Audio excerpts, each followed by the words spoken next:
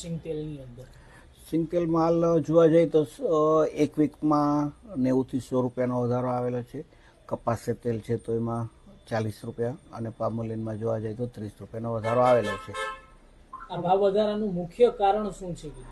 ભાવ વધારાનું મુખ્ય કારણ જોવા જોઈએ તો જો સારી ક્વોલિટી, અત્યારે બારમાસી સિઝન છે તો ખાનાર વર્ગ માટે સારી જે સ્ટાન્ડર્ડ મિલો છે તો એ સારી ક્વોલિટીની જ મગફળીનું પિલાણ કરશે.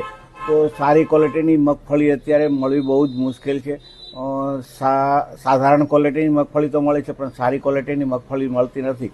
તો એ મળતરના અભાવે સારી ક્વોલિટીના મગફળીના ભાવ ઊંચા દેવા પડતા હોય મિલર્સોને, એ કારણોસર હાલ અત્યારે સિંગતેલમાં વધારો આવેલો છે. એક ડબ્બાનો ભાવ શું છે અત્યારે ડબ્બામાં જોવા જઈએ તો સિંગતેલના 2675 થી 2725 રૂપિયા સુધીના ભાવ ચાલી રહ્યા છે.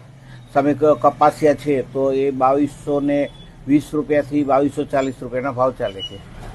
સાથે સાથે વાત કરીએ, હજી ભાવ વધારો થવાની શક્યતા છે કે ભાવ ઘટશે? ભાવ વધારામાં જોવા જઈએ તો બસ અત્યારે મગફળી છે તો ખાલી સિંગતેલના જ વપરાશ છે એવું નથી.